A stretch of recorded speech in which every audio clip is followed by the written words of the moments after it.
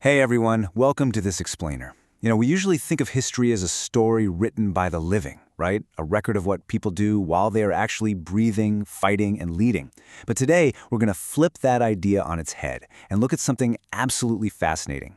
The idea that a warrior's true legacy is often cemented and sometimes completely transformed long after they take their very last breath. We're going to dive into two incredible historical accounts where a commander's power stretched far beyond the battlefield, bending the rules of reality, fear, and faith. Okay, let's dive right into this. Can a commander genuinely win a war after his own death? I mean, it sounds totally like a myth, right? Like something straight out of a Hollywood movie. But history is way stranger, and honestly, much more brilliant than fiction. We actually have a documented historical account showing exactly how a fallen general managed to hold the line against an entire invading army. Part 1. The Ghost of Jamrud, Hari Singh Nalwa and the Battle of 1837. So picture this. Imagine the unbelievably high stakes, the dust, the sheer chaos of a frontier fortress under a massive siege. It's the year 1837, and the Battle of Jamrud has just kicked off. The forces of the Afghan ruler Dost Muhammad are launching a relentless attack on the fort. Defending this position is the incredibly formidable commander of the Sikh Empire, Hari Singh Nalwa. The fighting is absolutely brutal. And then, right at the peak of the battle, disaster strikes. Commander Nalwa takes a critical hit.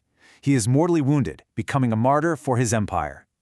But here is where true tactical genius totally overrides human mortality. Nalwa knew, without a doubt, that news of his death would instantly crush his troops' morale and completely embolden the enemy. So, with his final breaths, he issues a brilliant dying order. He commands, "Do not let the Afghans know of my martyrdom."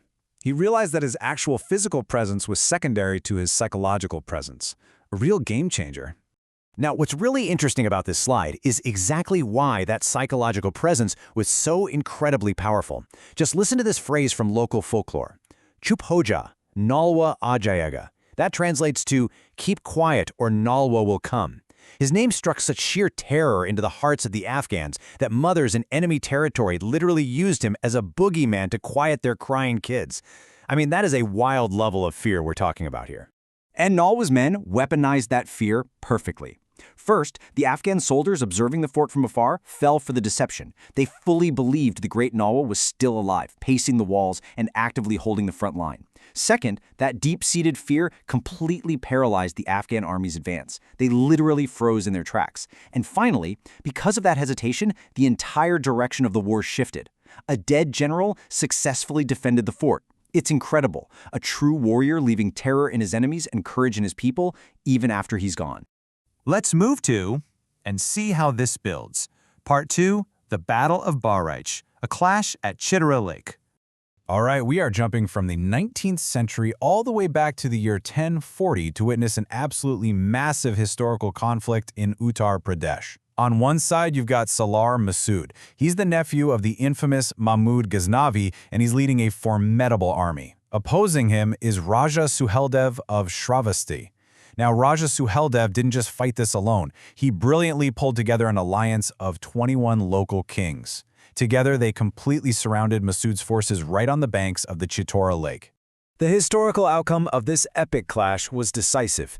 As the source texts clearly confirm, Salar Massoud was comprehensively defeated by the alliance. The commander was killed in the battle, and he was buried right there, directly on the battlefield in Bahraich. But here is where the timeline takes a really contemplative, almost mysterious turn. Let's look at this contradiction for a second. In 1040, Salar Massoud is killed as a defeated invader. Fast forward a few hundred years to the 14th century, and the Delhi Sultanate ruler Firoz Shah Tughlaq decides to build a grand dargah, a shrine, right on top of Massoud's grave. And today, millions of people, both Hindus and Muslims, visit this shrine every single year. Just think about that. A battlefield invader is now deeply venerated. How in the world does that happen? Which brings us to part 3, decoding the title. What exactly is a Ghazi? Today, Salar Massoud is actually famously revered under the name Ghazi Mian, and this introduces a profound linguistic and historical mystery that we absolutely need to unpack. Let's look at the definition straight from the historical texts. Ghazi is strictly a military term. It explicitly denotes a slayer, a warrior, or an invader in battle. It carries a deeply aggressive, martial, and violent connotation. It is decidedly not a title of peace. It is a title of war. And this brilliantly illustrates the contradiction we're dealing with. Like we just saw, a Ghazi is a military slayer or battlefield invader. Now compare that to a Sufi, which is a peaceful spiritual saint, like the famous Khwaja Moinuddin Chishti of Ajmer. Then you've got a Qazi, who is an expert in Sharia and Islamic justice, or a Haji, someone who has made the holy pilgrimage to Mecca and Medina. The title Ghazi Mian stands out starkly. It is literally a title of war being applied to a modern site of spiritual worship. Let's summarize these points to really highlight this clash of identities. Fact 1, Salar Masood fought a fierce, aggressive war. Fact 2, he held the strictly military title of Ghazi. Fact 3, importantly, the title Ghazi is never ever attached to true Sufi saints like Ajmer's Khwaja Moinuddin Chishti. Yet, despite being a fallen military commander, he's revered today as Ghazi Mian by millions of devotees from totally diverse backgrounds. It's quite the paradox, isn't it? Part 4. A historical enigma. The power of legacy. We've looked at two distinct warriors, separated by centuries. So the crucial point is how their post-death legacies formed. Hari Singh Nalwa's legacy was preserved instantly. He used tactical fear so effectively that his mere ghost, his reputation alone, protected his people and won a defensive stand on the spot. In stark contrast, Salar Masood's legacy wasn't instantaneous at all. It was transformed slowly over centuries. Through religious syncretism, a slain battlefield warrior mysteriously evolved into a unifying saint figure.